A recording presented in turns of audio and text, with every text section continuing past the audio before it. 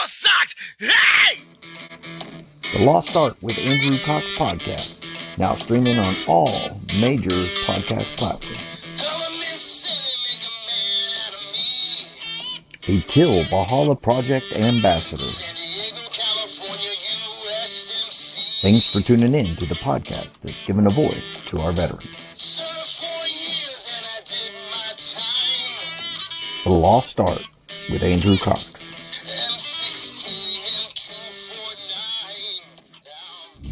Oh, hello, my friends, and welcome back to the Lost Art Podcast, that podcast giving a voice to our veterans. I'm your host, Andrew Cox, and today we're having a My Veteran Story. But before we get into it, are you enjoying the podcast? And make sure you go to the website. That's thelostart.podbean.com. Go check us out, see what we're all about, and if there's any way you can help support us, please do so. Also, a huge shout out to the Till Valhalla Project, allowing me to be an ambassador for that great organization. If you don't know anything about them, go to their website. That's tillvalhallaproject.com. They do some amazing things, and if you can help them, please do so. And just recently, this is the first episode that I get to say this at the beginning. So the Marine Corps League has asked me to be an ambassador for them. I'm very excited about that. So this is the first time I get to say that. So if you're a Marine out there and you're not part of the Marine Corps League, I encourage you to go out, check them out, and become a member. And I think it's mcleague.org is where you go for that. But Ton Tavern, birthplace of the Corps. We as Marines hold this history close to our hearts. Wouldn't it be spectacular if the establishment was born again? The Ton Legacy Foundation, a nonprofit 501c3, is taking the task and is looking to the Marines to once again save the day. Help the Lost Art podcast in raising funds to help get the Ton built once again only 100 yards from the original establishment in Philadelphia. We are looking for Marines to donate $25, representing the upcoming 250th birthday of the Corps. Spread the message and help establish the Ton, a place for Marine brethren to gather and remember our historic beginning. Go to the Lost Art GoFundMe page and donate today. The Ton Legacy Foundation, reestablishing our birthplace. But anyways, with that, I have Chief Warrant Officer 5, Mike Edmonson here, retired. He was my band officer, and well, at least once, maybe twice. I think it was once though. Yeah, but Mike, how you doing? Good. I'm doing fine. Keeping busier now than I was when I was active duty, I think. Oh, wow. Yeah. Well, Like that happens, I suppose. yes. You find all the What? things that you wish you would have done during all that time, and you start doing Oh, them. yeah, that's true. Yeah. I understand that. Let's kind of rewind a little bit, take you back to kind of where you grew up, and talk how you got led into the military and the Marine Corps specifically. Well, see, I grew up in Seattle, born in 1957, so you can figure the math out from there. But yeah, I grew up in the Seattle area, the Shoreline School District, and we had a very fine high school program and band program, orchestra, choir, you name it, always winning high accolades and top reward. We had a lot of folks that went on and have done some pretty big things. One of our French horn players actually played in the President's Zone, and he just Oh, retired wow. just a few years before I did. So Huh. yeah, he did quite a bit. So anyway, I went there. I went to college at Western Washington University up in Bellingham, and got my teaching degree. Did my teaching for about 5 or 6 years, all up in Washington State. And we had a recruiter that came in was actually a member of the D&B. And so we started chatting, and he was helping out my drum line and things like that. And I started thinking more and more because one of my goals was to be a college teacher. I don't know why, but I did until I Yeah. grad school. I found out they got paid less than I did as a public school teacher. Figure that one. Oh, So yeah, well, maybe I don't want to go that route. But anyway, the recruiter guy, we started talking more and more, and I started thinking, well, if I had some time in the Marine Corps as a musician, that might look good on my resume. So I was just mhm. thinking resume builder. So I ended up, and I got on a merry-go-round with the high school program I was in. We got bigger and faster and more and more. And, you're doing all the different, both girls and boys basketball went to state, and you're going, you know what, balls to the wall. Okay, I can say that. I say Yeah. adult audience. Anyway, going all the way through Christmas season, I was worn out. I mean, I literally vacation I spent on the couch dead. And at that point I said, I got to get off this merry-go-round, and started talking to the recruiter from the DNB. And next thing you know, he brings me into the Marine Corps. and I end up at, of course, through the School of Music, excelled through that, like some folks have done, and ended up at back then El Toro, Third Mob Band. Oh yeah. That was my first band. Did that for 4 years, and I also lost a finger while I was there. Some of y'all Well, probably hey, know. That's let's rewind just a little bit. yeah, I want to lost hit a fingers. couple Yeah, of that's there. Yeah. Well, we commitments everywhere, of course, and this one happened at a wonderful not Barstow. What's the other one? The duty station out there in the desert. 29? Well, not 29 Palms. It was where in the heck were we? We were at Yuma. We were in Yuma. Yuma? Oh, And we Yuma. did a Yeah, yeah. ceremony out there on the field, and we were loading equipment on the back of the stake bed trucks. I had the elevated, the lift in the back, and we were loading all Right. anvil cases and everything. And I got my hand on the top rail, and one of the guys said, "Hey, hop off so we have more room to load this case on." So I hopped off, and unfortunately, my wedding band caught hold of the top rail, and I went down, and my finger went flying up in the air, and somebody got it and put it on ice right away, and they took me off to medical real quick. And long story short, they were trying to decide to medevac me to UCLA Medical Center, or do we go to down to San Diego at Balboa?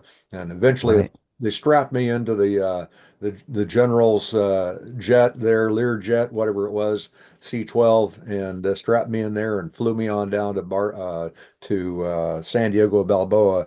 And they tried for like 7 hours to reattach the finger because it had been stripped off the bone. They call it a degloving accident, is what the doctor said. But anyway, Oh, wow. stripped that baby off the bone, and they tried for 7 hours. I guess they got where blood would go into the finger, but it wouldn't return back. So they said it was going to Uh, away. So I guess they grabbed some wire clippers and clipped off the bone and sewed it up or whatever they did. Anyway, I woke up without a finger, and so I rehabbed for a while with that, and trying to figure out what I was going to do, because I still was, I was only a couple of years. That happened in '88, so I was only barely 2 years into my first tour, and hey, correct me if I'm wrong. You're a sax player, is that right? yeah, I was a sax player. Yeah. Yeah, sax, flute, So, clarinet. I was actually filling in an oboe too. oh, So, wow. yeah, so I was doing about three different things at the time, and so I'm laying there in the hospital room, and finally I get home and start working on. I figure, well, I'm not going to be able to play sax again. What am I going to do? Euphonium sounded like it'd be good, so I start working on the euphonium because you use the other hand, and so Yeah. that, and I'm just like, folks are telling me, I ain't going to work for you. I was not a brass player.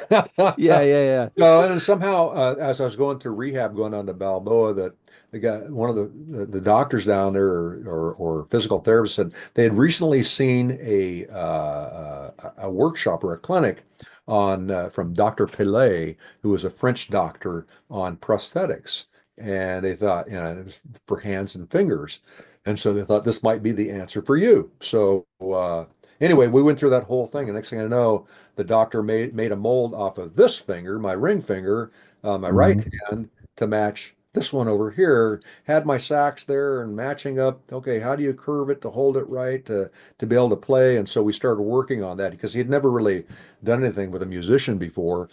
And so we worked on that for a while, and eventually he made a finger. They sit there and they look at your cuticles, and they look at they have a little gal there with her little palette of colors and matches it up to match your skin tone. And of course, it's only Wow. the year you're there. So if it's winter or spring or summer, tans at it or whatever, And I've gone through, I think I have two or three fingers they made for me throughout the years because they get worn out. And Right. so anyway, yeah, I got that put on. I started working on it and practicing with it, and old Master Gunny Price at that time it was Master Sergeant Price, Yeah. drum major and extraordinaire and bandmaster, etc. And he comes, he says, "Well, I got good news and I got bad news. What do you want to hear first?" And I said, "Well, the bad news is kind of the good news is that you're not going to be playing oboe anymore." Good news for the band. I wasn't much of an oboe player. I did what I could, but anyway, Yeah. and clarinet was a bit of a challenge. I had a clarinet adapted to they took a key off of a flute. I had a repair tech took a key off of a flute and attached that onto my clarinet, and so I was able to play that with my fake finger. and Wow. it also adapted a tenor sax, taking a side key and bending it kind of weird so I could play my tenor without a finger even. It's a bit of a challenge, but I can play the tenor, and then eventually, Wow. and then of course the alto was able to play. So I kept playing my sax, the rest of the time there at El Toro, and then I got out. I figured, okay, I'm done with this. I don't think I'm going to get. I was originally getting ready to audition for the President's Own, believe it or not, back Oh, in I see. Okay. early 88 and 87, 88. I thought, well, this would be something to at least go for. But obviously that dream kind of flew away. Went back teaching for a year and discovered that after a couple of months, I missed the Marine Corps. I missed the irregularity of the Marine Corps. When you're teaching, it's pretty regular. And I was jazz band was 0 period, so I was getting up earlier than I did in the Marine Corps, even as a general. Oh my gosh. Yeah, so I finally said, and my dad said, "Are you having marital problems?" I go, "No." And he said, "I'm missing the Marine Corps." So I called up at that time Lieutenant Colonel Clyde Croswell was up at headquarters Oh, and called him and said, "Hey, I think I want to come back in the Marine Corps." And he said, "Well, I don't know, saxophone. How about clarinet?" And I go, "Yeah, I'm not be able to hit a 2.9 on clarinet ever, let alone 3.0." And I said, "If I yeah. on saxophone, I'm going to do it on saxophone." So next thing I know, he says, "Hey, the recruiter said saxophones are actually open right now, so put me in." So I ended Nice. up Okay. 29 Palms was my second band as a sax player, and went to 29 Palms and did my thing there for 3 years, and then from there, I headed out back to the School of Music, and I'd already had my bachelor's and master's degree in teaching and everything. So they rarely did it, but they had me skip the intermediate back then. It was the intermediate course, I think. Oh wow. Look at Okay. different titles for that middle course, whether it was ceremonial conductor, drum major, who knows. But anyway, I call it the intermediate course. They've changed up about a million times since then. So A million times. And I have no idea what it is now. So anyway, I I don't either, and I just left there not too long ago. So well, so anyway, so I went back to the advanced course and went through that. That was when Gunny Gray was at the School of Music at that time, and oh wow. Okay. yeah, and so anyway, we went through that program, advanced course, did that for 6 months, and then transferred out to Lejeune.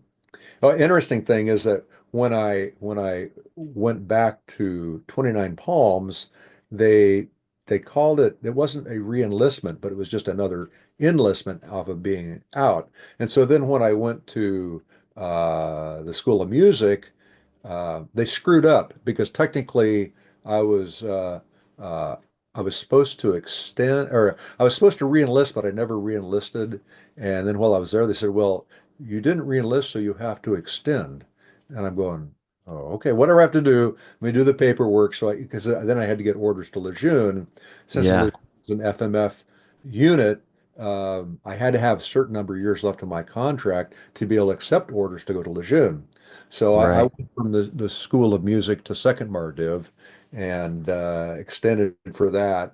And then while I was there, they said, while I was there, that's when I decided to going to go for being a warrant officer because I had all the requirements Okay. at that point. I had enough time in the Marine Corps. I was almost getting too old, and that they had to do a little bit of an exception in there. Oh Uh, wow. and so they allowed me to submit as a sergeant. I was still a sergeant at that point, and submitted to the warrant officer board. And at that point, they said, "Well, wait a second, you your contract is about up. You got to extend again." Oh gosh. Technically, I only enlisted in the Marine Corps once in my lifetime, even though I What? 8, 9 years by the time I submitted for the warrant officer program, 9 years. Yeah. Yeah. 10 years, whatever it was. I think by the time I was selected for warrant officer, I think I had 10 and a half years in, something like that. And Oh so, wow. yeah, at least. So anyway, I got selected on the first draw there, and a lot of people didn't even know who I was because I'd been West Coast and I was out, and we were all, 29 Palms. You're out with Oh yeah. Indians out there, and nobody from there goes anywhere. So anyway, I'd only been in two three bands at that point between Third Maw and 29 Palms and Camp Lejeune, and but a little Yeah. unbeknownst to anybody, all of a sudden I get selected. So I go through TBS. So There was the selection process different back then, or is it the same as kind of how it is now? Same now, you know, it It is. depends Okay. how many openings. There's only one opening. That was when Tommy Anderson, who happened to be at Second Mardiv at that time, Tommy Anderson was retiring as a Oh, I see. CW2. So that was a slot that opened up. So it was pretty interesting because I played at his retirement ceremony. Then we just turned right around and I picked up his warrant officer bar. And so that was kind of Oh, interesting. wow. Yeah, the way Yeah, that no kidding. yeah. And so, and we had like all these guys were looking around that had thought about being warrant officer or whatever. We had when we had the retirement ceremony, uh, we had I don't know how many warrant officers there. We thought, man, if somebody just lit off a bomb here, we'd have so many openings. And I think there were about That's five funny. or six warrant officers there all together. We'd have a wide open, you know. And so Yeah. anyway, yeah. So we did Tommy's retirement ceremony, and then my pinning on ceremony. I think the next day or the day later, something like that, and Wow. TBS, and did that, and came back, and I was selected to go to Paris Island, and Paris Island was my first duty station for first 3 years there, and that was a Yeah. while. Talk to Well, me a little bit about TBS and everything. How was that for you? TBS was a bit of a challenge because I was an older dog. You know, I mean, we had some older folks on there, but most of the older ones were CWO2s because they were the gunners, and we had about Oh, right. four gunners going through, and they were all older, but they were in much better shape than older me. And so anyway, I mean, it did okay, and all the book stuff was pretty easy. The physical stuff was a little more challenging, and yeah, Right. you got to do the same thing that the younger warrant officers are doing, Hmm. and one of the bigger ones, more challenging, obviously, is the obstacle course because it's timed. You know, you have to do that obstacle course from the beginning to end in 2 minutes. Oh And my gosh. Yeah. tap the top of the bar and drop back down. Well, and we practice it over and over again. You learn that these guys that do it a lot. Here's the technique for the rope, because the rope is one of the things that gets you. But anyway, you learn all the different techniques. And I finally made my 2 minutes, but I got injured in the middle of it, and that was probably the only thing that set me back in some of the things that I normally would have done. And I ended up Okay. stress fracture or something in my ankle or knee or whatever. It was going over I think it was going over the big wall. I think I dropped Mm. down and landed funny on my ankle, and so I was hobbling around in crutches for 3 weeks or so, and so it took me a Yeah. while to get back to that obstacle course. But other than that, I mean, some of the folks, their biggest scary moment is swim qual because you have Oh, to yeah. was it S2 or something like that. Hmm. And most of that stuff you get taken care of before you go to TBS. If you're you get it done. And that was one of Hmm. a lot of good advice for Chief Warrant Officer Gray and a few others. Chief Warrant Officer Estep was took over for Chief Warrant Officer Anderson when he retired. Hmm. So I had three Chief Warrant Officers there giving me advice of things to do and things to get ready for. And so getting Right. S2 out of the way was a big one because I saw guys there that came in and they didn't have it done. And it's like, well, we're not giving you class time to do it. You're going to get to the swim tank at 6 in the morning so you can do. Woo. And I remember guys coming into class then at 8 or 8:30 whenever we had class and soaking wet and drenched, and other guys who were sweating it that just didn't swim well. And they got to get Yeah. before they were finished. So Wow. yeah, so other than that, it's time management is really what it was all about. And little did Right. I know that a lot of that stuff that I learned would pay back big dividends when we were together out in Iraq, Oh, and yeah. yeah, and because you had all these plans that you had to write and the Oh, different yeah, for sure. I had to do at my level. So anyway, it was an Wow. interesting time. I enjoyed it. It was 3 months long, and it was nice to be there. The second lieutenants were kind of there shortly arriving. It was nice to say goodbye to them because they had 3 more months to go. When Yeah. warrant officer course was 3 months, and the second lieutenants have 6 month course. So we were Very there, nice. and the class meets every year. Usually it's late February, early March, and they graduate around Memorial Day. So that's why new warrant officers come into their band. It's usually sometime in June. That makes sense. Yeah, yeah. Yeah. And so your first duty station as a warrant officer was Paris Island. Harris Island. Uh, I would say that I could say that myself in hot water a few different times there because we really pushed the edges sometimes. One of the things I learned when I first got there was, hey, by the way, you've got a skit you have to do at the Christmas concert. I'm going, what? Because I've never been to Paris. I've never been to an East Coast band other than Lejeune, but evidently Yeah, they're infamous for their Christmas concert. And of course, you do one for the general audience, and then you do one for the recruits. And right. but part of that is you put on a skit. And I go, okay, well, what do we do with the skit? And of course, I'm a young warrant officer, and so I can get played a little bit. And so they come up, the Marines and the band all come up, and we had some pretty ingenious guys there. At the time, Gunny Farquhar, Yeah.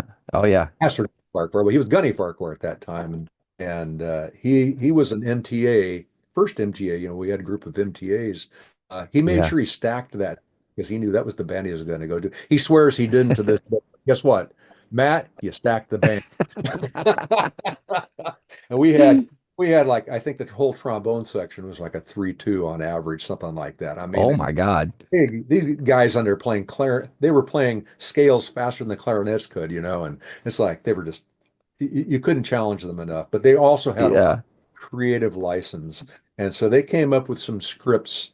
I was there for 3 years, so three Christmas concerts, and each script got a little racier and a little racier. We had like General Krulak was commandant at that time. He made a visit out to MCRD. He'd come out with moments notice sometimes, and next thing you know, everybody's like, they're all at attention. This and he's coming out. I want to give out awards at graduation, so he shows up. But anyway, he would show up unannounced several times, and somebody decided to write a script in there using the battalion sergeant major, who is a big strapping tall guy, and little tiny short General Krulak, and they had a skit where somebody was like they had shoes attached to their knees and they come waddling out and Oh he's got a big no. rack of ribbons and all these stars across. You know who it is, right?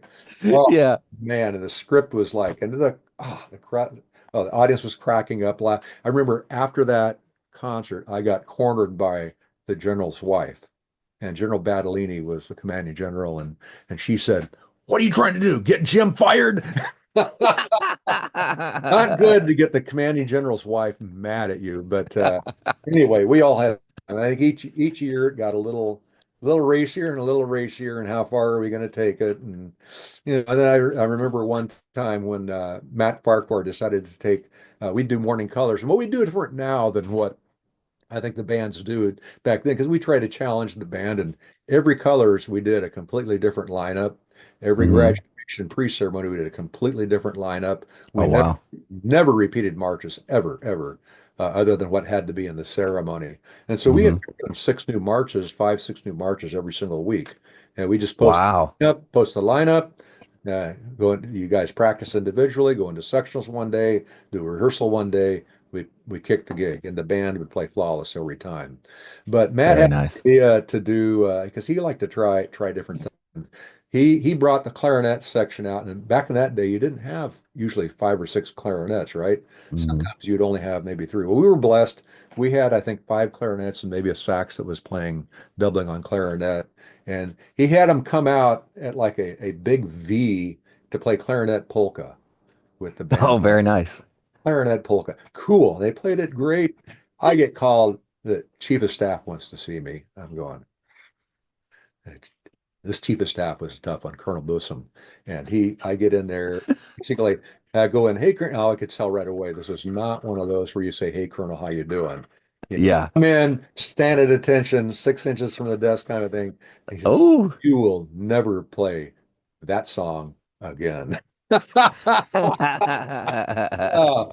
guy was a hardliner. He's just like, if the band missed like where they're supposed to be by 3 inches, you'd be called in and say, look, this needs to happen, that needs to happen. But at the end, Wow. we got along really well. But the first year, it was quite a terror. Oh yeah.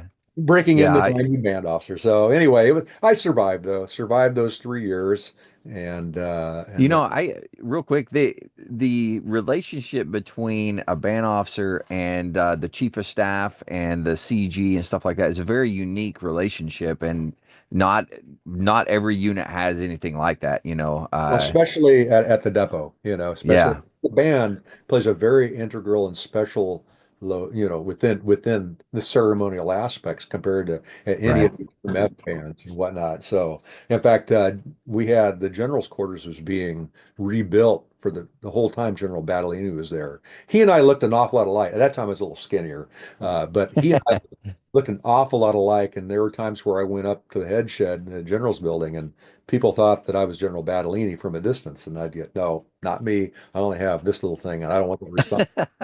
But General Battaglini would just take off and not tell anybody where he was going because he was a brand new general too, a one star, and he didn't know. wow, Took off yeah, because they didn't know where he was.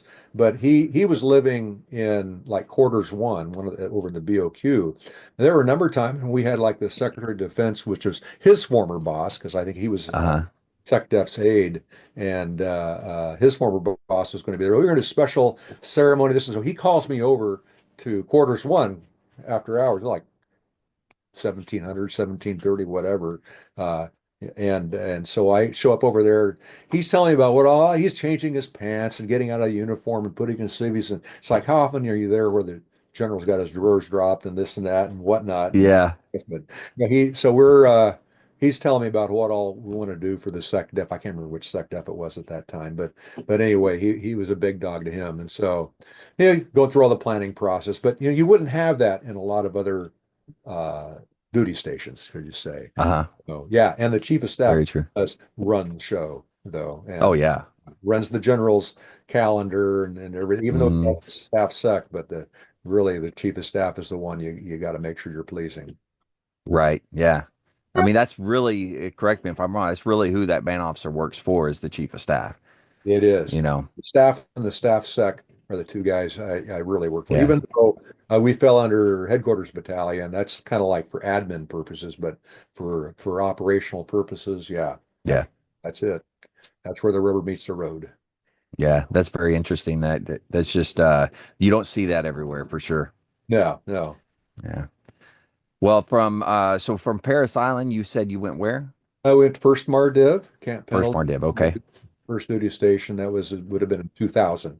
So I was Mm-hmm. Paris Island from 97 to 2000, then off to first Mardiv for my first, what was it, first 97 to 2000.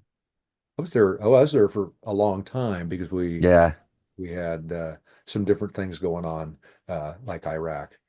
Right. Yeah. Yeah. Yeah. Yeah. Yeah. I was there A couple of 2000. big things happening. Yeah, yeah. So I was there from 2000 on, and it was I'd taken over from Well, it was another one of those weird things. It's small, the band field's a small field. So I'd Right. taken over for Rob Jacob at Paris Island when I got there in 97.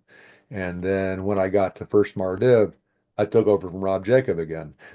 Oh wow. CW2. So That's I was a interesting. CW2 at that point. I was a CW2, and he was a two or a three. I'm not sure which. But anyway, I took over for him, and the band was pretty rough, from where I'd been at Paris Island, where they Oh could yeah.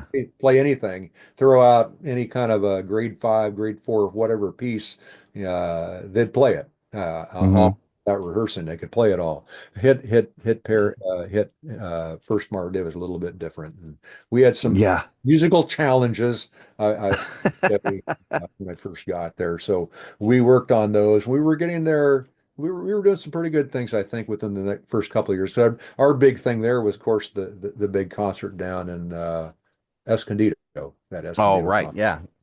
and so we Yeah. did. That's a Yeah, huge concert it down in is. It is. Escondido. It is. Yeah.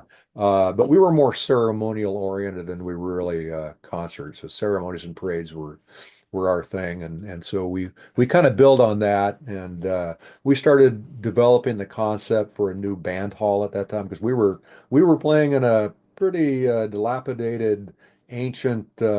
Some people say had ghosts in it, right? You probably met some of them ghosts because you were there. Oh yeah. when did you join the band there at First North Delta? I got there in between the first deployment to Iraq and the second deployment, so I Okay. got there right when you guys got back. Okay. So yeah, so those first 3 years, they were working on developing the band and getting strengthening some things, some fresh blood in and rotating out and things like that. And we had right away though, shortly after I got there, they contacted me about wanting a band to go play over in not Kuwait. Where was it? Over in uh, one of the Middle Eastern countries, kind of a Okay. goodwill through the State Department. And I said, the band was not musically ready for something like that. And so Yeah. I pushed them over to Third Ma band. Ron Vukwal's as a Hmm. C4 was a Third Ma, and at that time that they were at Miramar then. And so Miramar went over and they did that, and I was thankful because I didn't want to embarrass anybody. I wanted us to be in tip-top shape for the program. Right. So they did that, and then about I think it was 2002. I think the first big gig the band did, and they were really starting to kind of I think ceremonially get where I wanted them to be concert wise too. We did the Winter Olympics in Salt Lake That's City. right. Yeah. Yeah. Yeah, Yeah. Yeah. Yeah. were you there for that? No, I No, wasn't there no, for it, but I definitely that heard was all about it for yeah, so that sure. was probably 2002 is about what I figure is when we were Yeah. that. And that was fun. Full week out there. And that's when I was blessed with Master Gunny Schweitzer at that time because he had the gift of gab. I did Yeah. not. So as we were there and I saw the press coming, I said, Master Guns, you got it. I'm off over here doing my thing. And he loved it. He ate it up talking to the press, and that was definitely his domain. And so, I always thought I played the people's strengths is what I tried to do more than anything. And I knew where Yeah. less deficient would be going and chatting with, in a 30-second interview with whatever they were talking about. I'd fumble all over myself. This is a little easier, getting a dialogue conversation. Yeah. Yeah. Yeah. So we did anyway. So we did that, and that was fun. I think I remember a few times where people may have gotten a little inebriated and were doing snow angels out, where we were staying at and whatever. But they all had a good time, and we made every gig. And a little different standing at attention, sliding down ice, but with what all you were doing. But it was fun. It was fun, and so we did that, and we got back, and next thing you know, we're seriously getting ready for Iraq. I go, oh man, okay. We Yeah. all thought, when I was at way back, take it all the way back to when I was at my first band, not my at El Toro, we all said, "Oh, if the band ever goes to war, we're in deep kimchi. We can't imagine them." And we knew the stories about the band in Vietnam and Korean War, Right.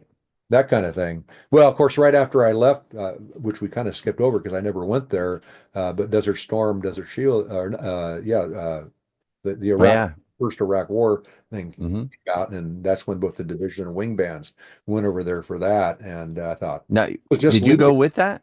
Were you No, with them I when? had No. just got Okay. out. You were a school teacher. And I was teaching school. That's the year I went back Okay. to teaching. So and so I was just leaving. Literally, we loaded the truck and we were leaving the day Saddam had invaded Oh, Iraq. wow. So, or invaded Kuwait rather, other way down. They invaded Yeah. Kuwait.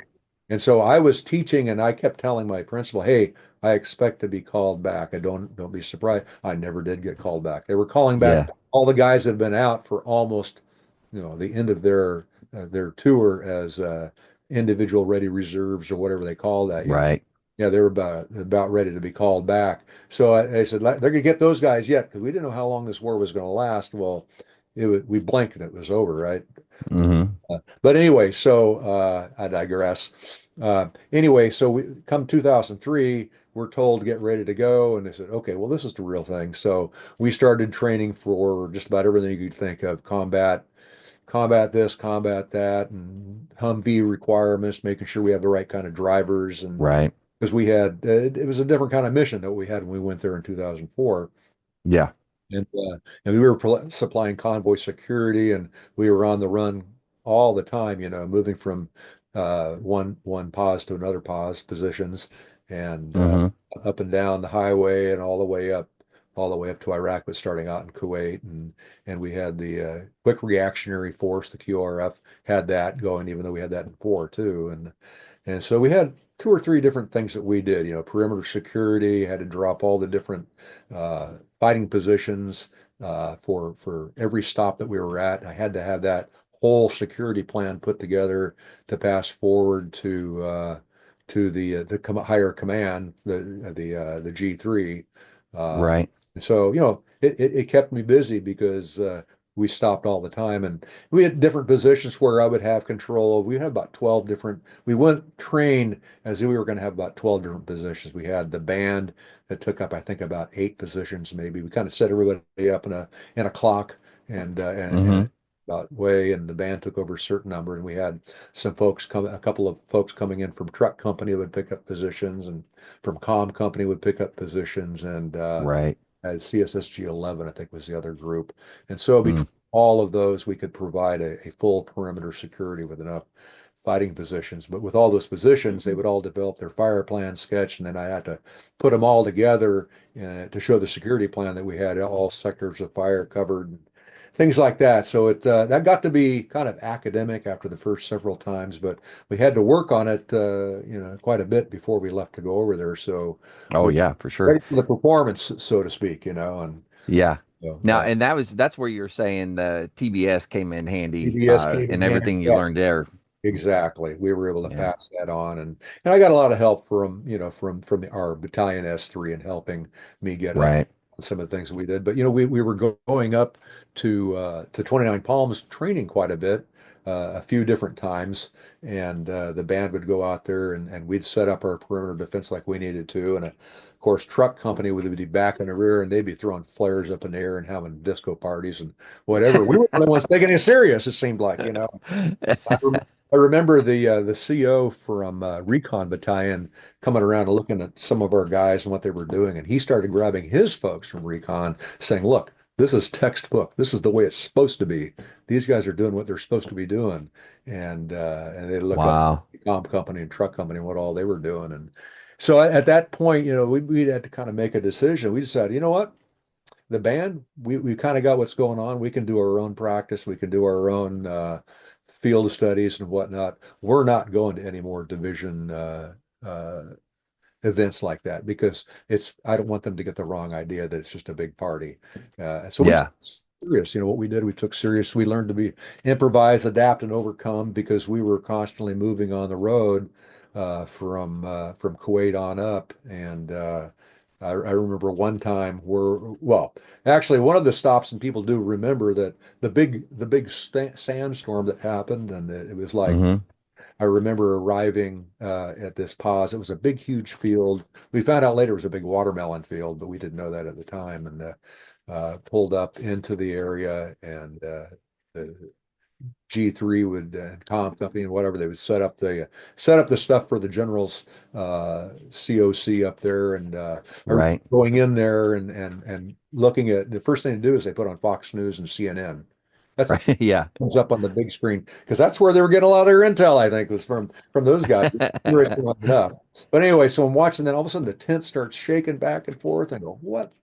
This is pretty wild. And so we step outside and it's like it's just all brown. All you see is brown. Put the goggles on and put stuff around the face, and it's like you're trying to make it to the Humvee, and it's like luckily everybody else were all in their positions. We'd moved them into where they needed to be, and I Wow. made it the Humvee, and I was talking to somebody from the Army, had some special forces guys there, and they were kind of following us along a little bit. They were like nomads, these special forces guys. They just Yeah. from one location to another, wherever they wanted to go. And so I chatted with them for a little bit, say, hey, don't worry about the enemy right now because they're facing the same crap you are.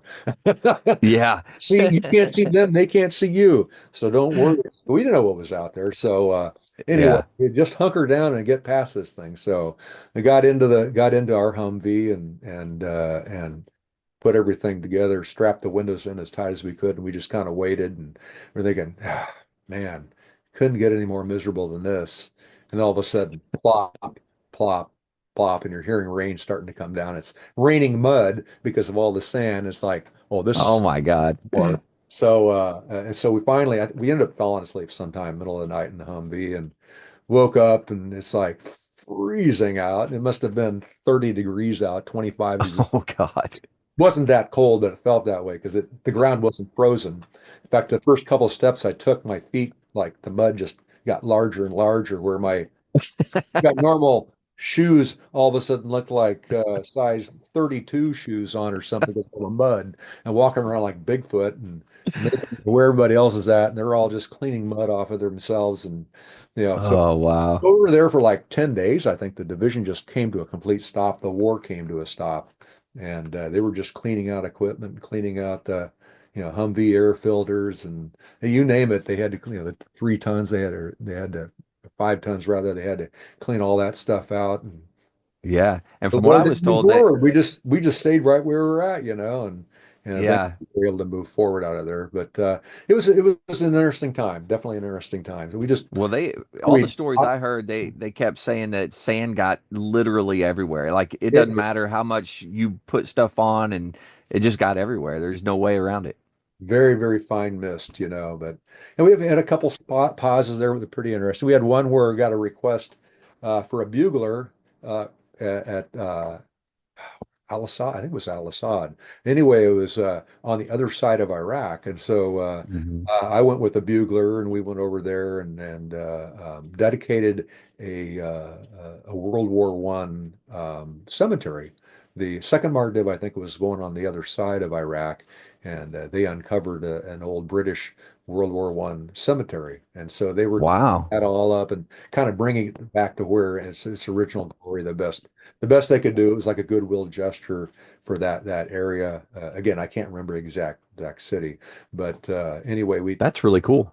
yeah, so we flew over there on a helicopter and spent a night there, and that was fun, and then maybe a night, I guess, and then flew back from that. But I remember going through and looking at the different headstones, and all of a sudden there was Harry Potter. What? Harry Potter was in World War One. What?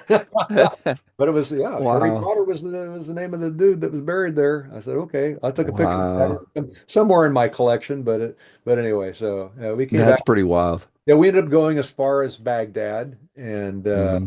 and stayed at the was the original secret police headquarters, I think it was, and that was where we Hmm. developed our first shower. I want to say too. Again, we had guys that could improvise, adapt, and overcome, and they got in there and they dug a big, huge ditch and set up. Cammy grabbed a hold of ponchos and cabbing liners and whatever, and made kind of a secluded area and put a big wooden pallet over that and had rocks down inside there. And some guy found an old tank, gas tank from a tank or something, and mounted it up high. And they somehow glued in a big old hose and found a Clorox bottle and punched a bunch of holes in it. And so if you wanted to use it, you had to grab big old, the 5 gallon containers of water, and you take about 15 gallons, right, and fill this tank up with it, and then you'd let Yeah. gravity did its thing, and you could put the thing and spray it. Still remember the first shower. We're all sitting there. It had been how many months since we'd taken a shower, and we all trying to figure out what do we wash first? Do we start on our head or do we start on our feet? Oh my Weird gosh. thing. But yeah, we did our own showers while we were there and developed that. So Yeah. everybody felt a little bit better. But see, that was also where we started having these big old barrels of JP fuel that went in there, and people would use them for the number two, and then you have some, Oh yeah, and you stir it and cook it and stir it, right? And a lot of that's people, right. that's where they ended up getting some VA disability after Oh yeah. after being exposed to all that. We don't know what caused some of those problems, but anyway, Yeah. yeah, so it was a fun time. That was in '03, and went all the way to the top, and then up to Baghdad, and then we got the call that basically the war was over for the Marines, and we were going to start moving home, and so we came on back down. This has been it was right around Easter, I want to say. We Yeah. went back down south and waited for the rest. We about 8 or 10 of us came down that were part of the quartering party, and so part of it was the band that came down along with the battalion commander and a few, or not battalion, Right. company commander. And Hmm. anyway, we set up and figured out where we were going to be, and we were going where the Army had been, taking their place. We kind of swapped places there and got it all cleaned up and set up for the division when they came down. And so the division came down, and we stayed there for a while until we were told to come home. And the band, we got the signal from General Mattis to bring horns on up, and so and we also did a ceremony while we were there. The first change of command ceremony since Vietnam in combat in the combat. Really? Yeah, Wow. and so we did a change of command ceremony, Fifth Marines, and so that was a good ceremony. Uh, Wow. Colonel Dunford at the time. Colonel, Yeah. everybody knows him as General Dunford, but Colonel Dunford was the CO for Fifth Marines, and so he changed over there, and he went on to become our assistant division commander. So, Hmm. and then of course eventually division and on up until he was the chairman of Joint Chiefs of Staff, which is pretty Yeah. cool. Some of these guys that you run into, I was blessed to know a lot of these folks that went up very high, and to know, say, like General Mattis had written a number of my fitness reports, and to know that General Yeah. Mattis was the chief of staff that I had to appease, for a while. And we came back, but we did his change of command ceremony, and then we did a number of morale kind of concerts. In fact, it was a big Right. for the band, changing over from doing nothing but 50 cows and Yeah. mod deuces, and rifles and all the other stuff that we would do, to finally have horns back in our hand. And in fact, that first rehearsal, we were in a repair tank facility. It was just full of grease and dust and sand, and you can't even see all the way through sometimes. It was just pretty filthy. And some of those first notes that the band played were pretty humbling, I would say. Trumpet That's a players good way of putting up their it. lips and how long, I think, and so, Pretty humbling. yeah, I yeah, like that. stuff. Yeah, yeah, pretty interesting. But a lot of the guys, they loved it. They enjoyed it. We had people from the G3. I remember we had a the G1, actually the G shops. She stopped me. Says, "Man, I'm sure you didn't think you sounded good, but you felt like you brought a piece of Camp Pendleton home to us, and Yeah. Yeah. Yeah. so we did some rehearsals there to kind of get our chops ready, and then we did that ceremony, and then we did the concerts, and then General Mattis had a change of command ceremony. Well, actually, it was the third Moss CG at that time. I can't remember. He eventually became commandant too. Man, what was his name? What are you talking about?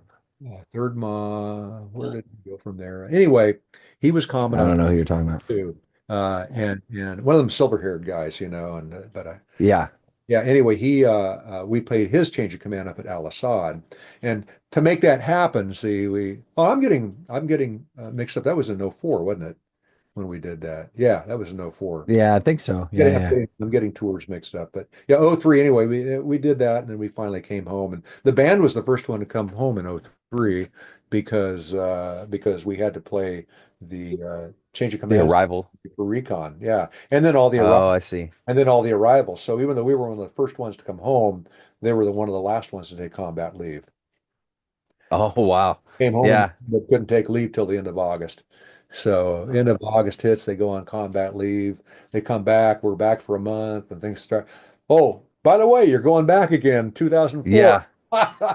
They barely get back. It seems like a year, and then we're going back again. So And 2000, we're that's back right in. about the time when you guys went on your leave was about the time I showed up. I think Yeah, there was yeah, a good portion of the band still on leave whenever I got there. that probably so then. So you got there what, about September probably? Yeah, around there. Yeah. Yeah, I and can't then remember exactly, but yeah, yeah. so you know what happened from then on. So yeah, Yeah. so we were there, and then by the fall of 2004, we're told that, yeah, hey, you're going back again. They needed Marines there, and so Hmm. different mission because we stayed in one location in 2004, and they were there for a little bit longer though than what we were for the first tour, and The so, what do you see the differences and the in the missions that happen? Like what were the big things for you? well, in '03 it was different because we were constantly moving in a different position. So it was a lot of it was setting up cap, digging in. we had kind of a routine in '03 because our movements were done at night. I mean, Hmm. sometimes night, sometimes day, but most of them were night. And so I would arrive early with a quartering party, and they would be setting up where the CGs was going to be operating from and things like that. And I had to decide based on where that was at, where the perimeter was going to be so that we could ensure that everybody is going to be within that perimeter. So I would go out and set up with IR chem lights, send around to say, hey, these are the positions you're going to fall in on all the way around. Oh, wow. And so then when folks would come in, they would have their NVGs on and they could see where they were supposed to go. And we'd start directing signals of where they needed to be. And Hmm. the first time was a little rough in doing it, but practice makes perfect. And well, after Yeah, maybe twice, just like the band, we figured out real quick and everybody knew it. And they'd all get dug in within an hour or two. You'd dig a whole new very nice. position. We didn't know if we were going to be there for a couple of days or we were going to be there 5 days to a week. And so they Yeah, led to good. And some folks would get lucky and they'd hit really smooth sand and they could dig a hole before you know it. And others were sitting there picking through rock, man. It was like, you get 4 inches in, it's like more pick. So, you know, it's, yeah. yeah. I remember one time that somebody was digging a hole. All of a sudden, they started yelling and screaming. I go, "What the crap?" We go running over there, find out what's going on. It's they found one of these big old long lizards that was buried in the sand. It's like Oh God. legs sticking there. It's like next thing you know, they're jumping out of the fighting hole, and this thing's digging, crawling out, and they finally got. Yeah, that would definitely freak me out. That's for sure. Yeah. So, but yeah, so it was different because we were moving in different positions all the time, and also there were a lot of things that were taken a little bit more seriously because we didn't know what Saddam was going to do, and we were in Hmm. chem warfare suits the whole time, and gas masks on your hip, and you're ready to go take care of business, and so it definitely a little more intrepidation. We one position where we told to go inspect a spot because we thought there might be some bad guys. So we go out there and come running back. And somebody makes a joke about something, and somebody said, "My ass." The next thing I know, we show up where we had our headquarters, and everybody's got gas masks on. I go, "What's going on?" Somebody said, "Gas, gas, gas." I go, "No, that we said my ass." They heard gas instead of my ass, and so Yeah, well, what you say, you just might get it. But yeah. That's at least yeah. they were prepared, you know. Yeah, That's that's good. right. Everyone was ready. You never know. Well, we went through a time when and people would only think that this is true in books and in movies, but a bunch of uniforms had been stolen. We were all in our desert camis and Yeah. whatnot, and they were afraid they were going to act like Marines and Oh infiltrate yeah. our bases. And so General Mattis had a great idea. He said, they're all going to want to be clean cut and shaved, thinking that they're going to sneak in because they all wore their beards back, those weird guys. Uh, Yeah. we he said, I want all the male Marines to grow mustaches. Oh, nice. Yeah. So we would know Marines because we had mustaches. These guys tried to go through. They go, well, you're clean shaved. You couldn't be one of us. Boom, you're it. Yeah. And so we all got to wear mustaches for about 3 or 4 weeks until they finally decided the threat was gone. And okay, Marines, you got to shave your mustaches off now. So Very nice. yeah, yeah. Uh, So that way, anyway, yeah. So we moved around a lot in different fighting positions. We took things a little bit differently, the different threats, not knowing what to expect. mhm. When we were there in '04, of course, we were in a stationary position there in there near Blue on Diamond on Blue Ramadi. Diamond, Yeah. yeah, Yeah. Ramadi, yeah. So right there on the river, and so That's right. worrying about positions, we had guard posts, and you were one of the sergeants of the guard, right? Yeah, I did that for a long time. Yeah. That for a long time. You caught some guys sleeping, if I recall. Even that was a That happened a couple of times actually. happened Yeah. a couple of times. Yeah, and back in the Yeah. band, we had bad. We actually had kind of a bad name, didn't we? Because I think we led Yeah. battalion in NJPs. Yeah. There Because was a lot of shenanigans that happened we took with ourselves people on post. serious. That's right. Guard mount. You're Yeah. gonna be wait, okay, you're getting written up. And so yeah, we took it pretty seriously. But we still had so we had the guard mounts and the guard posts and Yeah. we had the front and the rear that we keep track of. And we did a lot to build that base actually, and the big Hmm. big the big speakers that went up there and everything. So it was definitely quite the experience. And I was thankful that I had the staff that I had, because Hmm. it wasn't just me; it was all of you guys that made the difference. And so I can't thank you enough, as well as all the other Marines that made everything click, because it could have gone south many times. Oh yeah. We were Yeah, yeah. fortunate the base only got attacked a few times with incoming, and we lost one Marine there, not one of ours, the band's, but we lost a Marine Yeah. that got hit. I know. In fact, I think that was when I was gone. My mother-in-law had passed away, and I was gone for a couple of weeks for that. But that was back, I think, probably in July of '04, because I know I Yeah, was that's time, about right. and we lost him, and that was very unfortunate. And we had where we had what trumpet players started playing outside, and next thing we know, we had rounds coming in. We said, okay, no more practicing of instruments. Yeah. They know where the Yeah. band's at now, and the sounds are going on. And we had the soccer team that would go through, right, cleaning camp, and Yeah. we found stuff on their arms and hands because they were making a map of the camp. And so yeah, Hmm. it was an interesting time for sure.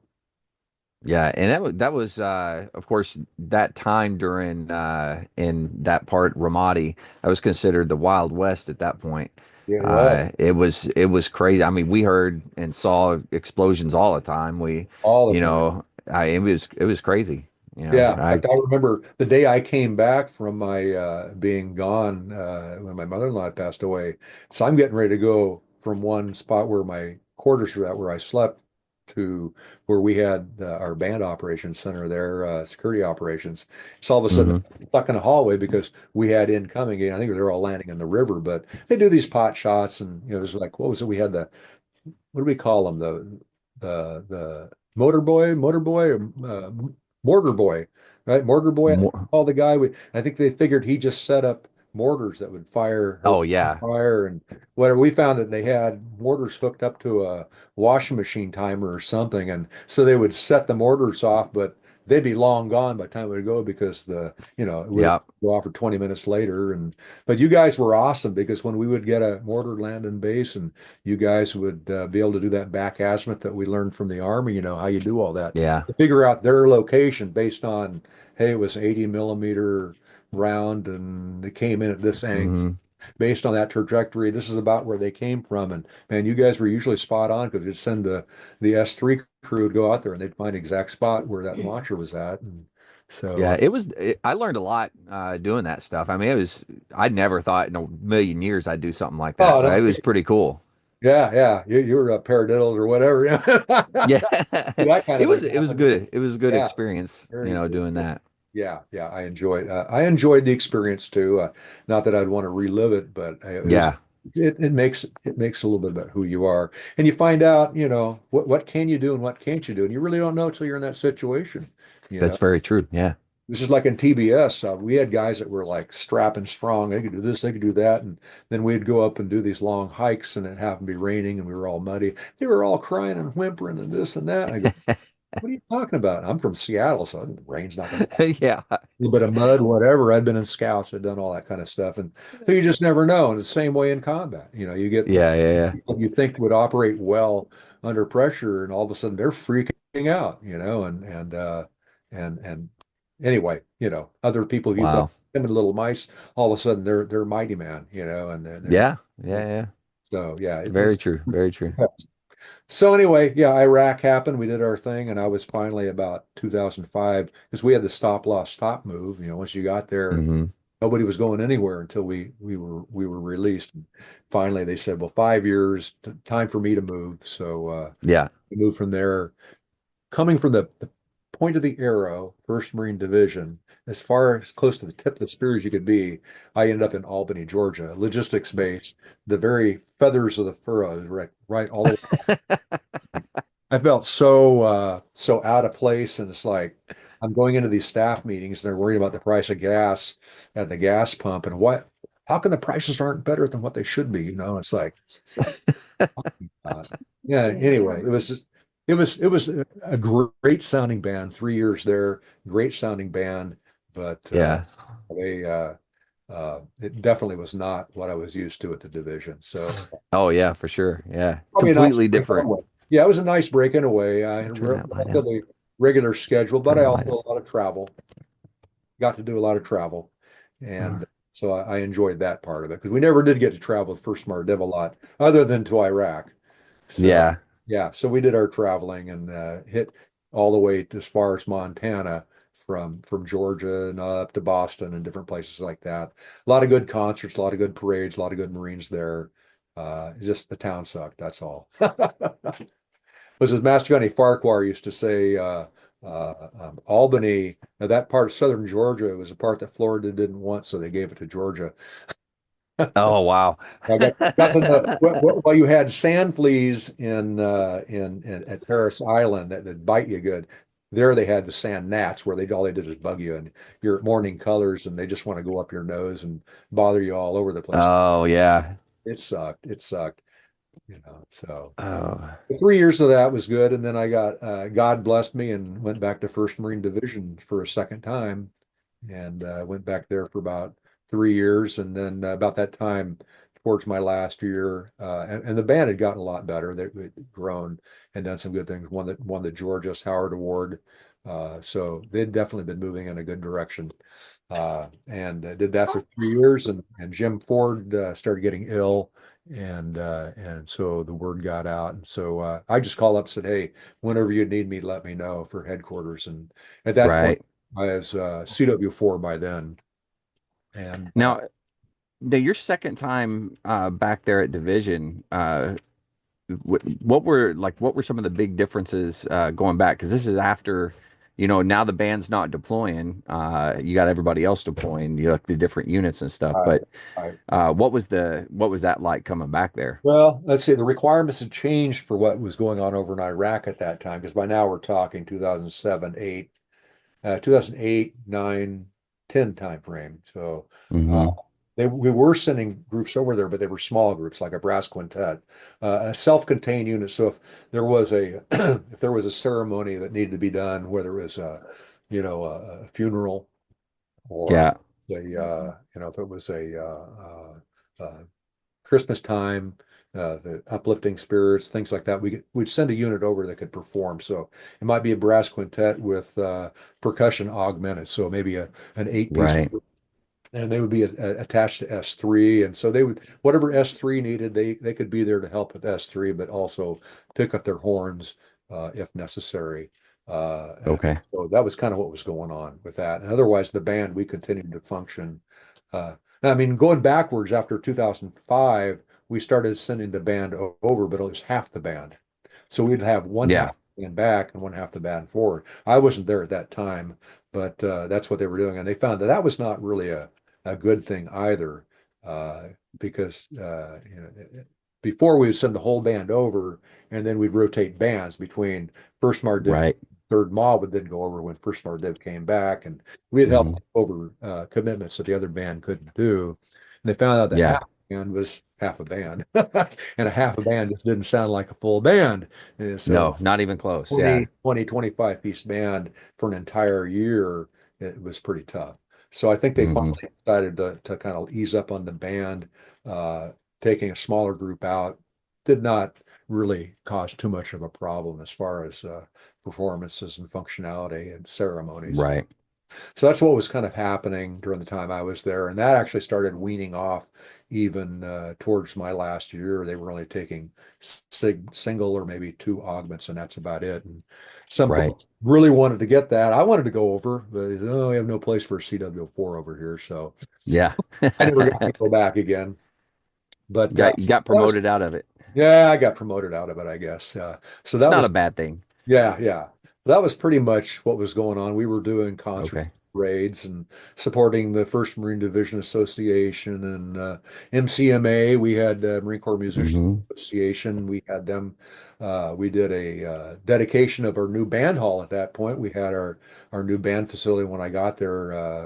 Was able to move it, hit, and uh, and we eventually dedicated it to a Marine that had died. It was a gunnery sergeant during Korea, and Hmm. we dedicated that. And that was a kind of a really really neat time. So So that was pretty much, it was almost a normal band by then, by the time I was there.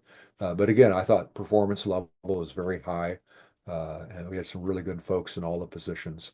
So, Very nice. yeah, it's a good tour. So so then at that point you transitioned over to headquarters Marine Corps. What would they call it? Was it Pac 20 then, or was it They're- CDFM? yeah, they were Pac 20. They were Pac Pac 20. 20. Okay.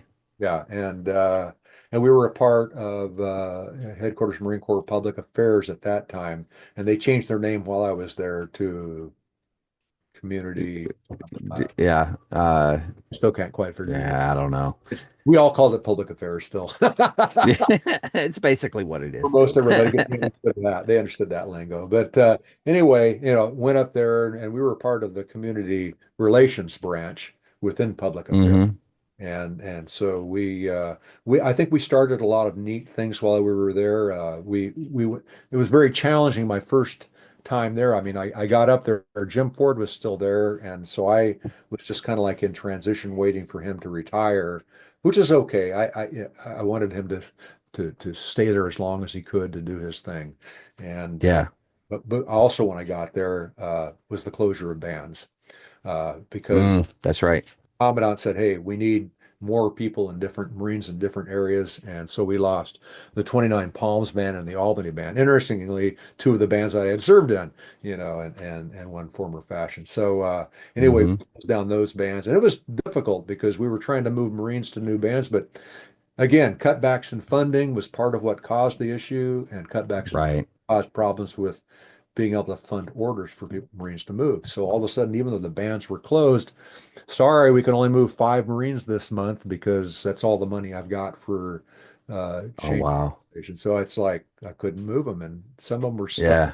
working in the three shop or wherever they're at, and they're off their horn, and it caused some, not some real too friendly. I mean, they're pretty depressed. Let's put it that way. You want to be in the Yeah. band, and you're not allowed to play your horn, and especially Albany, you're way out in the middle of Timbuktu. 29 Palms Hmm. probably could have worked out some things getting out to First Mardiv or third, Right.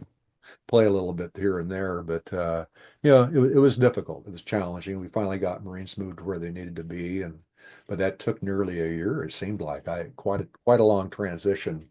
Oh yeah. But now the band's got fat, dumb, and happy at that point because there's so many of them.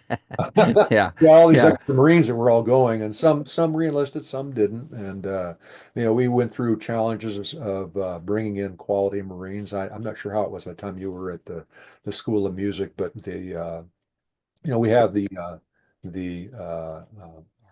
our recruiters that were out there for the musicians, Yeah. the MTAs, and they'd gone through about 5 evolutions, I think, of MTAs, 4 or 5 from there. Because I first started when I was at 29 Palms back in was that 1997, 99, 2000 was about when the Hmm. MTA started, 99, 2000, that time frame. And they were really good, solid Marines that came in, but they were fighting, issues of their own as brand new MTAs because nobody knew what to do with MTAs. Well, by time I was at headquarters, they all knew what to do with MTAs. The problem was the MTAs had that recruiteritis a little bit about, hey, let's get them in as easy as we can, whatever it would take. And so they would sometimes the auditions didn't match what the auditions would be at the School of Music.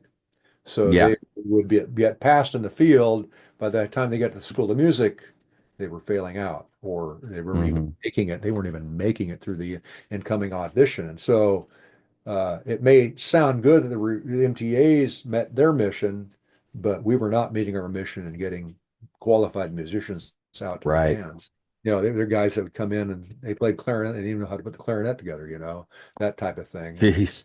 Yeah, where they supposedly scored a 2.75 on their audition. They play an entering 2.0 at the School of Music, which you know what a 2.0 does, right? Yeah, Yeah. Yeah. so we had to go through, and I'll tell you what, I felt like I went through combat a few times, especially going into one where we have all of the recruiting CG was there, who had been my prior assistant division commander at First Mardiv. So I thought we were on good talking terms. This is going to be great, and all of a sudden it's like, oh, man, I wish I had a helmet and flak jacket as I went into this meeting because all Yeah. guys from all the different, they were just pinging us hard. And it's like, I know what it's like. You guys raise the bar and this and that. No, we're not raising the bar. They're not passing the school. School of music is trying to make their increase their quality by increasing their scores and this and that. And I don't know. Anyway, it we eventually got there, but we were going through a series of do we record all of the auditions and to make sure the quality is where it's supposed to be, and sometimes we got it, Yeah. sometimes we didn't, and eventually that got better. But also while I was there, and which is what you might see in the background behind me, why I picked it. Yeah. I was actually going to ask you about that, but yeah, go ahead. Well, that's the big tower at Bella Wood, Yeah. and while I was there, one of the first things I got to do, and Paris was never on my bucket list of what I wanted to do, see and visit, but I got called in by our branch head into a phone call from the commandant's office, and they wanted to know, hey, could you guys go do Bella Wood? And I didn't even know what all was going to be contained in Bella Wood. I said, yeah, we can. Sure, for a lot cheaper. Well, the Drum and Bugle Corps normally, had done the Bella Wood ceremony, which happens every Right. year, Memorial Day time frame. And they what they ended up doing was I think their last time they went, they charter a plane, which is like 20,000, something like that. And then they end up staying Yeah. in a fancy hotel just down the street from the Eiffel Tower. And it's another 27. They end up spending on some ungodly sum, and the commandant's office about how to, what shit fit. And so Yeah. they said, we're going to find something else different to do. And the commandant's own, I mean, they always said, the band, you guys should have this. The leadership said, this should be Hmm. be with the bands and ideally with like first and second Marine Division. Well, that's what we ended up doing. Right. Is there I said, hey, we're going to rotate because First Marine Division is tied with Fifth Marine Regiment, who fought in Hmm.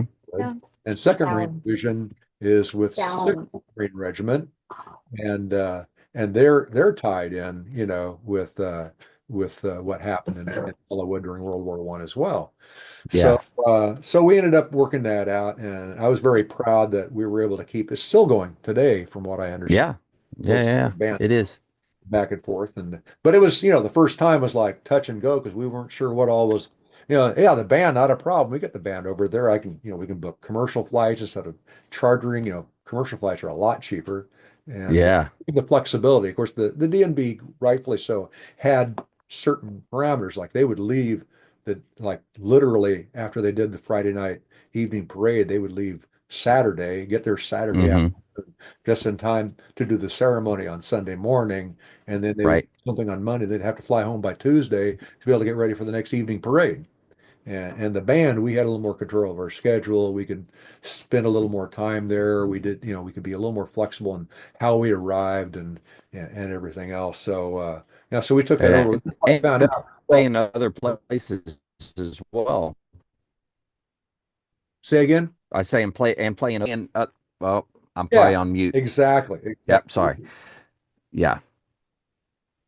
Oh, that's right. That's right. Sorry. So anyway, one of the surprises of that, that's okay. One of the surprises of that though was that not only you're taking the band, but you're also taking you know, a guard with you from Mm. the Fifth Marine Regiment, Sixth Marine Regiment, another 20 some odd Marine, a platoon of Marines basically. Oh, and you're going to be bringing, the chaplain and all this other color, Yeah. Oh, yeah.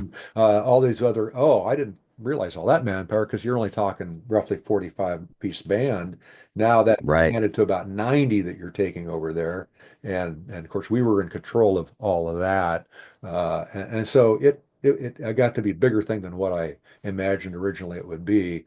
But yeah, we were able to expand it into more performances. And by the time I left, we actually had the band land, whichever band it was, I can't remember, but had them actually land over in Germany. And we got there Hmm. early and did concerts for Mar Fourier, and we came and played at a couple of different ceremonies. I think it was first Mardiv did it, and we played in a Yeah, I couple think so. of different concerts along the way, and along the French countryside, and then ended up in Bellawood. At the beginning, we were staying in barracks near Paris, which is pretty cool because the Marines, even though we were traveling out to near Chateau Thierry, which is where Bellawood's at, uh, we would perform out there. They were staying near Paris, so they could hop on the Paris Metro, go into Paris, and see this, That's right. enjoy, have a good time. It was a great tour, and everybody had a good time. Well, right shortly after that, if everybody remember, we had that incident with the terrorist attacks in Paris. Hmm. And so everybody, all the French Foreign Legion and everybody else in between, they were called up to full duty to protect Paris.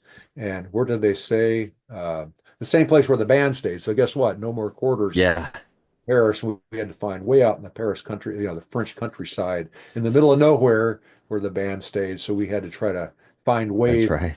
yeah, get them into Paris still. So we still would do a concert in Paris as security would allow, and Hmm. and still support fully what was going on at Bellawood. But it's great. It was great to get a band overseas. That built onto some other opportunities while I was at headquarters. We had I think the Quantico band supported a ceremony, tattoo, I think it was actually up in the Netherlands. And so they went over Oh yeah, up to the yeah. Netherlands, and we almost had something pulled off going up into was it Sweden? I think it was. There was a tattoo up in Sweden. We were going to have to Oh land wow. a weird way to get them up there, and somehow funding went through, and we weren't able to get that to happen. But we did get that. We did get several bands overseas. Some actual fun travel other than being CONUS.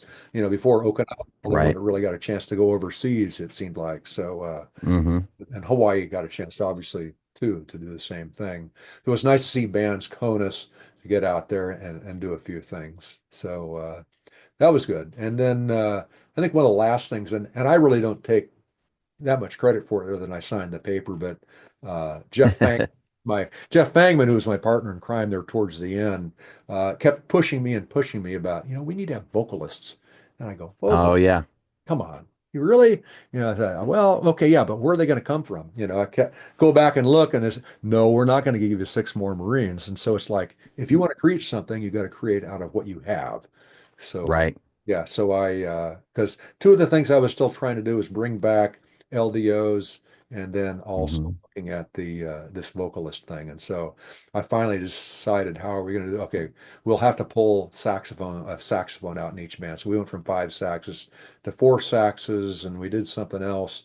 I can't remember. Anyway, we were trying to make it work out where we could have vocalists, and the double reed situation. And so what Right. we did up at headquarters was manpower. It was manpower, was a lot of it. And so we created it, and it looks like the vocalist program has Hmm. taken off and added a whole new dimension to the band program. Some of the performance I've seen Oh is yeah, absolutely. pretty awesome.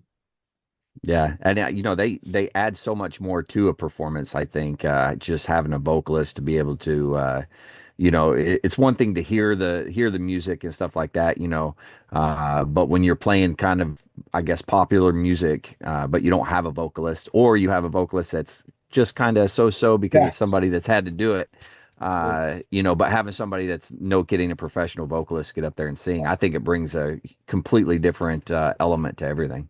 Yeah, I agree completely. And that's usually the way our vocalists had worked out up till then, is they just happened to have some talent from the time they were in high school, or, you know, Hmm. just sang really good in the shower. And so, okay, they're going to perform. And we're lucky we got them. Yay. But yeah, it wasn't planned. Yeah, yeah, yeah. Just happened chance, and that's no way to run a program. So, and the vocalist thing, and again, I thank Jeff Fangman for that, Master Gunny Fangman, who really kept pushing me harder and Yeah. harder. I try to listen to my senior guys because they keep me from stepping in that big pile of steaming dog, you know what, and always did really well for me. And I always appreciate my senior enlisted and all my enlisted folks. I mean, this leadership just did some great things, and Yeah.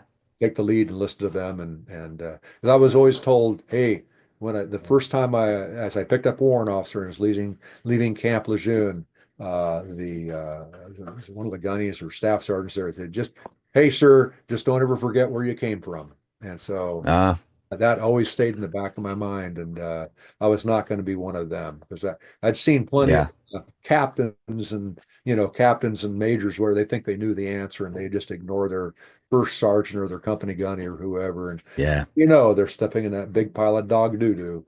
And so I learned from that. I watched that and I said, I'll always listen to them and I'll never ignore. So yeah. I was thankful for that. Oh man, did Yeah, I so just go sideways on you? oh, that's okay. Yeah, Oh no, I'm good. sideways is okay. I can look that way. So anyway, yeah, so I continued doing that stuff till about 2017, and then I retired in September of 2017. So I did about 6 years up at headquarters Marine Corps. Wow, Yeah. that's awesome, and it's a long time up there. That's a Yeah, lot yeah, of it was. pressure and stuff like that. Yeah, between that, the congruence, and we had, man, I'll tell you, you'd have a congresswoman or a senator, usually a congresswoman, that wanted to make a name for themselves. And so, hey, we're going to cut funding for the bands. I mean, we're not talking just Hmm. Marine Corps, but all the bands. When that kind of stuff happens and it goes to the GAO, and my dad used to work for the GAO, so I know how some of that goes. And GAO's interviewing us, and we have to pull out, and we spend multiple man hours pulling out data to show how we spend our money and all Hmm. we do. And it's like I could be doing a lot of other better things than this and attending Yeah, meetings. But yeah, we had to pull out stats and funding and how much we spend per Marine and how much and that's when it really came out to show how much the Air Force spent and how big yeah, their budgets were. And they started looking at the Marine Corps, they're, why are your budgets so small compared to the Air Force, and how much they spend and how much they spend in travel. yeah, All right, they all of a sudden they started puckering up and looking a little sheepish, and the Marine Corps looked pretty good, really. They said, hey, we're yeah. getting our biggest bang for our buck out of the Marine Corps. So Yeah. that Well, was- you kind of laid the way, moving forward after you had retired, but going through and getting all the stats and making sure that we had all of that stuff. Remember the NATO band. oh So we yeah, have members over there again. So we've oh we've we do. Okay, I increased. didn't know Yeah, that. we've increased in numbers Okay, because of that. okay, I had not heard. I had not heard that I know the LDO program is back. I saw that. Uh, Yeah. kind of kind of a neat thing, but it's kind of a sad thing in a way too. It's Yeah. while I was working on trying to bring back the LDO program, we were looking at how tough it would be to institute it because how many Marine officers would lose out also because there's very Mm, tight requirements in terms of time in service, time in grade, how right. much time left you have. The other thing, the lieutenant colonel thing is cool, but I was told when I was up at headquarters, he said, you know what? Lieutenant colonels are a dime a dozen. We've got thousands up here. We only had, at one time, we would only have maybe 5 or 6 CW05s at the Pentagon. Yeah. We'd get Yeah. That's together, we'd get together about 3, 4 times a year, go down to the coffee shop. And I'll tell you, when you're sitting down there having a cup of coffee near the Dunkin' Donuts place, and all of a sudden you have a 4-star General Waldhauser walking through and looking at the CW5s there, and he just about drops dead. He says, "Oh my God, 4 CW5s together. Who's running the Pentagon right now?" yeah. That's a So true statement though. yeah, yeah. Well, we had some may have heard the term WOPA, Warrant Officer Protective Agency. WOPA is Yeah. very true thing. Yeah. Warrant officers have issues, they'd contact other warrant officer, they'd solve the problem. And you may Yeah. not have the same kind of thing with some of the LDO folks. I'm not saying it's the same for the captains and majors. I don't know who all we have. I know we have captains right now, and back when we had LDOs before they Yeah. took off as CW2s going to lieutenant, so it was a lot easier to make an LDO. I mean, you only had to be Right. a second CW2 for 2 years, and then boom, you could be an LDO. But the requirement Yeah. for LDO now, you have to be a captain or you have to be a CW3 for X number of years, and then I think you go to Mhm. captain and major. But Yeah. yeah, so I don't know all the ins and outs of it, but yeah, neither do I. Neither do I. yeah. I know eventually they'll have a lieutenant colonel again, and I think Yeah. that the only lieutenant colonel we had was Lieutenant Colonel Croswell. Nobody else had Oh, been really? long enough to pick up lieutenant colonel, and but because we had Wow. 2 majors forever, it seemed like Hmm. as officers, we had our captains and our majors, and we had first lieutenants back when I was a young'un, And then you had a CW3. What happened? Oh, that CW3 got in trouble. He never got augmented. He never made the LDO program, you know. But if you were above a CW2, you must have gotten in trouble. So otherwise, they all went LDO. So eventually, I'm sure Right. that's the way it'll all work out. And I don't know if they filled all their slots yet, but I know they've got captains at first MarDiv, and I imagine at second MarDiv, and they've got their plan ahead. Yeah. That's cool. I'm glad to see for them that it's happening. But I said a part of me feels a little sad because I know as much as I would have loved to have been a lieutenant colonel, at the same time, how Yeah. special that CW5 rank was too. And when I go to Camp Pendleton to get my to go to the uniform shop, or well, not uniform shop, but to the exchange or to the commissary, guess what? Right. There's not a parking spot for lieutenant colonel, but there is for CW5. They should be. There should Yeah, be a yeah, spot for the CW05. There's yeah. not very many. That's right. So I have my CW5 parking spot when I go down there every time, whether it's in my Model A or in my regular old car. I park So it yeah, there. talk to me. What have you been doing since retirement now? I know you got your Model A and you're doing the that whole thing, but talk to me a little bit about that. Well, let's see. Well, when I retired, it was interesting. When I first retired, I thought, I'm not going to slow down. So I started putting in some different types of job applications. And for some reason, I thought Starbucks would be kind of a cool thing to do. So I put in an application to start while I was still cleaning the house out back in Virginia, even, and we were getting it ready to rent out. Had an interview with Starbucks, and they invited me for another interview when I got out to California, and next thing I know, I get hired on a Starbucks as an assistant manager trainee. And so I was an assistant manager for Starbucks for a little over a year in Fullerton, California, which is just a bit east of where we live here now in Westminster.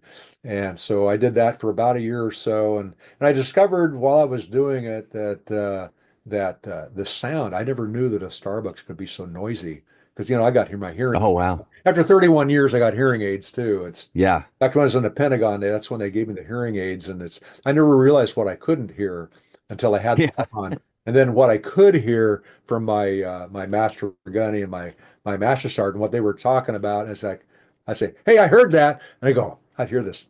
Ah, man, we can't say it anymore. Can't pull one over on the old man anymore. They're a little bit disenchanted, but anyway, they all had a good time. But so my hearing aids, and it's like you're hearing the grinder, you're hearing the Oh steamer, yeah. you're hearing all these things. The mixer for blending up the drinks, it just got really noisy. And then I'd go up and I'd try to hear what the customers were ordering, and it's like they'd get mad because I couldn't hear them the first time. And I finally said, and they were getting ready to offer me a store as a manager, and Yeah. and again, I mean, I didn't need the money as much as money's always good, but it's more to keep me Yeah. Yeah. and doing things. So I finally, though, about a year later, as they were getting ready to give me a store, I said, you know what, I'm not going to keep doing this. I can't. So Yeah.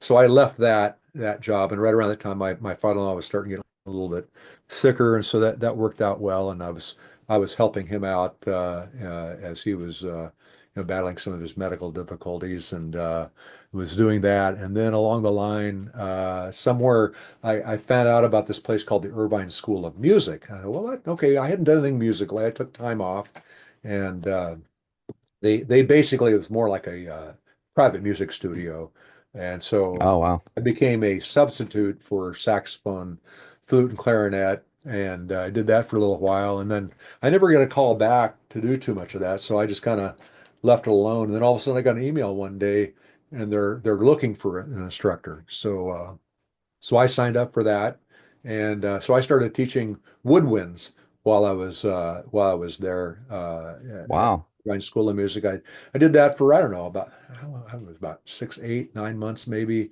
I did that Okay. and started getting a little burned out on it, but because I had to travel a little further distance, and yeah, the kids were a little less motivated than Marines were. I couldn't sit Yeah. there and say, "You do your units."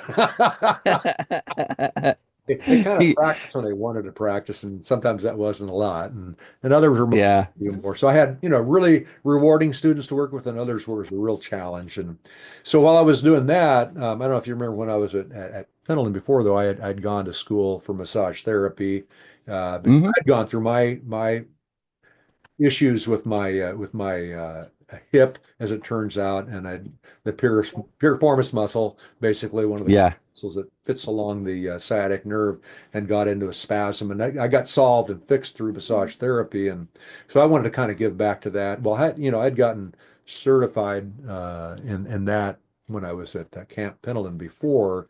And after I retired, I had the time, and I started looking. For some reason, I found a school that was not too far from us in Huntington Beach, and thought, maybe I want to see about going back into this part time or something. And so I talked to them at the school and found out that oh yeah, they now you have to be certified at the state level and this and that. And oh, the Oh, school wow. found out the school I had gone to was no longer around and was never certified from this certification process. It's a weird thing. Anyway, it's kind of like being approved at the state level. Well, they stopped teaching that, and so they never Uh, gone through the approval process. So if I wanted to do this thing again, I needed to go back to school.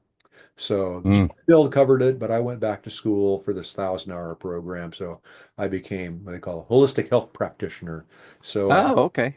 yeah, so I'm certified now for that, and was doing a little bit of that, not too terribly much, but working, going to people's homes and helping out in massage therapy, and I'm also qualified to work with veterans through the VA, so Oh, nice.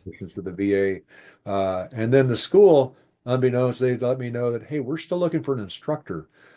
So I got hired on by the school. So the school I went to, I'm now an instructor at the school too. Oh, So wow. yeah, so I'm still Very doing the cool. teaching thing, and taking this month off from teaching, but I just found out yesterday I'm teaching on Fridays now. So tomorrow I go back teaching on the Fridays. And so anyway, it's enjoyable. I like doing that, and some to augment my Model A habit. So Yeah. I'm doing that, and also we have the Orange County Model A Ford Club that I'm a member of and I'm president of. I was Oh, president okay. the last 2 years. It's about 140 folks or so that are in the club. We got quite a Wow. probably about 85, 90 Model A's in the group, and so we get together for different gatherings. In fact, we have a meeting tonight, and I just signed on for 2 more years. I told them that's it. My wife's already started the short timers calendar. 2 years, I'm done. I will have done 4 years as president, acting or as a president. Yeah. That's over.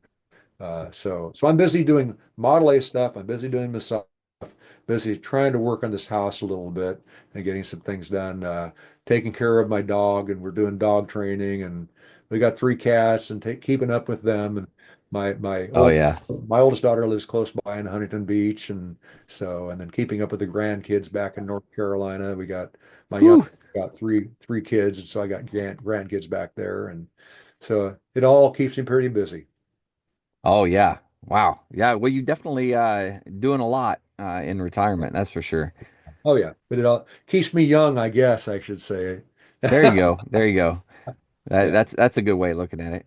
yeah. Well, hey, looking back over your entire career, everything that you've done, what is something that you would leave everyone with, whether it's words of wisdom or whatever it is, something else you want to talk about? What is something you want to leave everybody with? Well, I'd say thinking about perseverance is one thing. If you see something you want to go for, you need to go for it. And if you don't get it the first time, don't give up. You got to keep going for it. I think that's the thing I could say. Very nice. I like it. Well, hey, thanks for coming on and doing this. I truly Well, appreciate it. It's been a blast listening to everything. I knew a little bit about your story, but I didn't know all of it. So it's always oh, good to hear it. yeah. Well, thank you for the opportunity. I appreciate it, and wish you the very, very best. And who knows, maybe we'll swing by through Oklahoma and say, hey, one of these days. Heck yeah, man. Anytime. You're always welcome here. Uh, But yeah, go ahead. You were going to no, say no, something. that's it. No, go ahead. Oh, okay. Well, with that, I always end and my ending segment, I talk about veteran suicide. But very important to me, and I want to make sure that everybody out there is, seeking help if they need it, those types of things. But don't go anywhere. I'm going to do the ending segment, and then we'll chat for a couple minutes after. You got it. All right. To all the listeners out there, if you're struggling, you need help, anything like that, don't forget the VA does have some great resources. You can always dial 988, press option 1. You can always text 838-255, or you can go to veteranscrisisline.net and click on the chat icon. Any of those options will put you in contact with somebody that can help you out. But remember, one veteran life loss is one too many. I care about you. I know Mike cares about you. The whole veteran community cares about you. So please, please reach out for help. And if you're out there, you're not struggling, reach out to the buddies that you serve with and ask them how they're doing. And if they need that helping hand, please give it to them. All right, Mike, one last time, thank you for coming on. I truly appreciate it. To all the listeners, stay motivated, change your socks. Hoorah.